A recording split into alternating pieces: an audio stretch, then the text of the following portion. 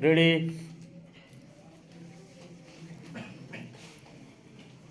Start. महोदय, हमारा जो संविधान तैयार हुआ है उसमें भी इस बात का प्रयास किया गया है कि देश में लोकतंत्र पूरी तरह से लागू किया जाए और जनता को लोकतंत्र की सारी सुख सुविधा मिल सके। सबसे पहले मैं आपको इस बात के लिए धन्यवाद देना चाहता हूँ कि आपने मुझे इस सम्मेलन में कुछ कहने का अवसर दिया है। आपके सामने जो विषय आएंगे वे इतने महत्व के हैं कि प्रत्येक हिंदुस्तानी, चाहे वह किसी भी काम में लगा हो, उन पर कुछ ना कुछ ध्यान अवश्य देता होगा। यह एक मानी हुई बात है कि बच्चा जैसा तैयार किया जाता है वह बड़ा होने पर वैसा ही निकलता है। शिक्षा का काम यही है कि उसको अच्छी तरह से सुलझे तरीके पर तैयार करे और उसको इस योग्य बनाए कि उसे जिस किसी भी काम में लगाया जाए वह उस काम को कुशलता और सफलता के साथ पूरा कर सके। हमारे देश में जो शिक्षा पद्धति अभी तक जारी है वह नई नहीं है, बल्कि यदि मैं यह कहूँ कि वह 125 वर्ष पुरानी है तो गलत नहीं होगा।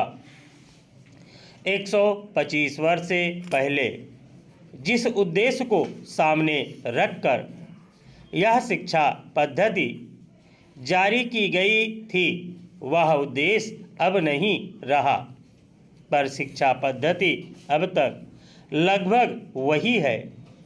मैं मानता हूँ कि इस बात का प्रयत्न किया जा रहा है कि उसमें परिवर्तन किया जाए जिससे हमें अपनी आवश्यकताओं की पूर्ति में सहायता मिल सके।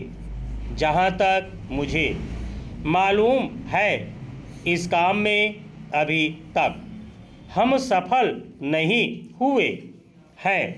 मैं तो शायद यह भी कह सकता हूँ कि उसे शिक्षा पद्धति को बदलने में जो प्रयास किया जाना चाहिए था वह अभी तक नहीं किया गया है। इस देश में या सभी देशों में शिक्षा के 3 भाग होते हैं। एक तो वह जिसमें छोटे छोटे बच्चों को शिक्षा दी जाती है, दूसरा वह जिसमें युवावस्था के पहले बड़े होने तक, और तीसरा वह जिसमें युवावस्था के विद्यार्थियों को शिक्षा दी जाती है।